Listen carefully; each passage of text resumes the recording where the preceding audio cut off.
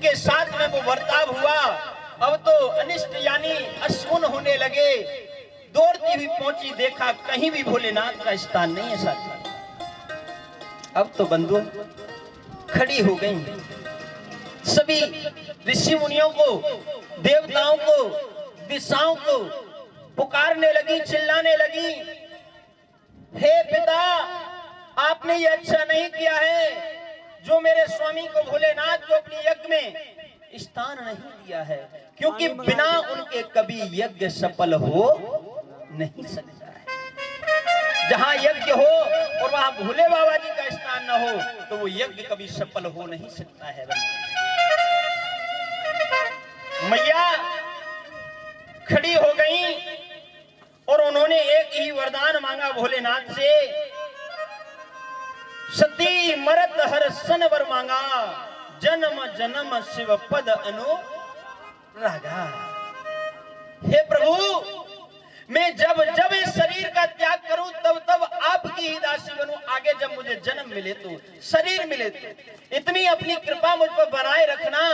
आज इतने वचन कह करके उन्होंने क्या किया है, अपने शरीर को यज्ञ में वश कर दिया। अब तो ऋषि मुनि देवता सभी घबराने लगे। भोले बाबा जी को जाकर के गढ़ ने बताया कि मैया ने तो अपने शरीर को,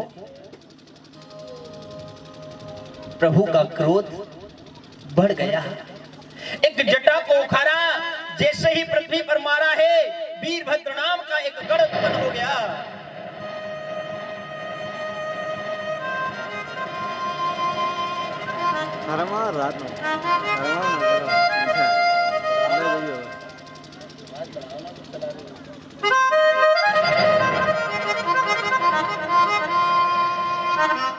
गढ़ को आदेश दिया, जाओ जाकर के राजा दक्ष की यज्ञ को विध्वंस कर दो।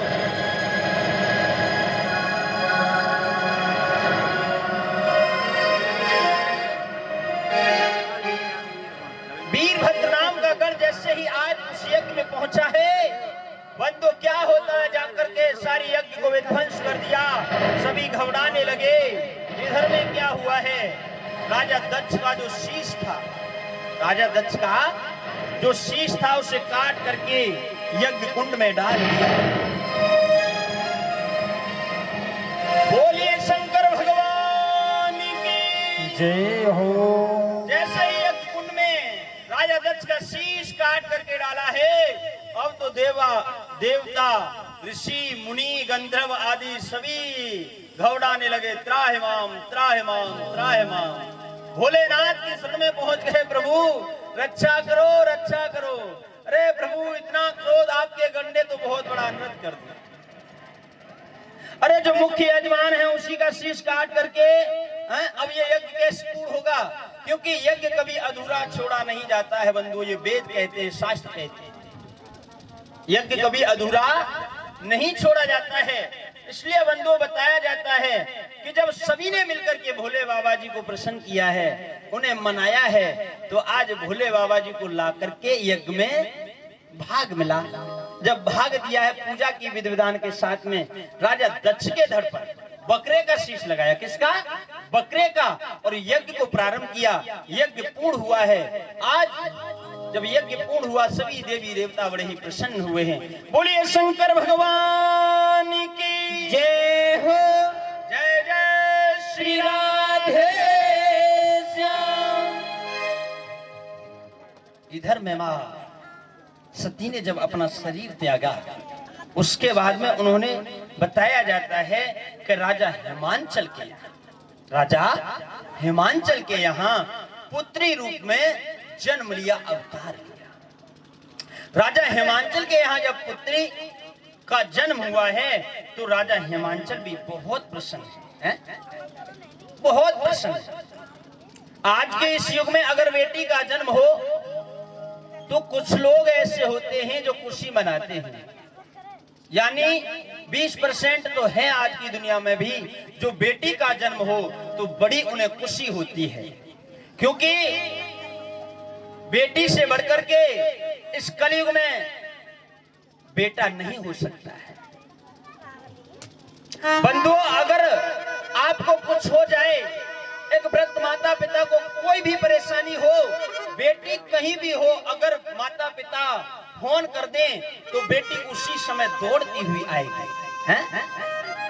अपने माता पिता का हाल चाल जानने के लिए, माता पिता की खबर और सुध लेने के लिए, हैं?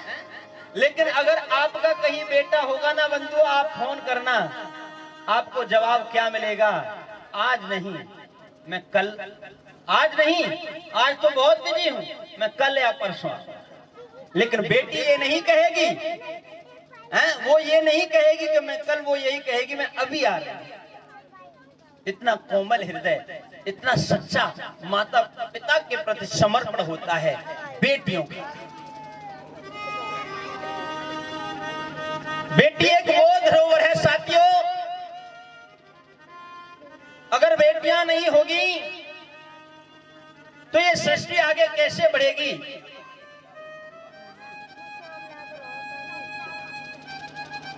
क्योंकि माताओं में हर एक स्वरूप है। ये मां भी हैं, रिश्ते के अनुसार हम और तुम, हैं?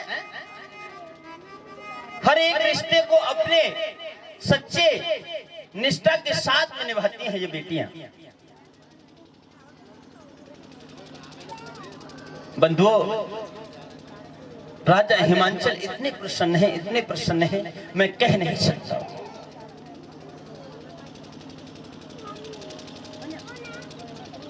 उसी शुभ अवसर पर, उसी शुभ घड़ी में उनके यहां नारद जी का आगमन हुआ। नारद जी बीड़ा लेकर के आए हैं और किस प्रकार से हरि का गुणगान कर रहे हैं। श्रीमन नारायण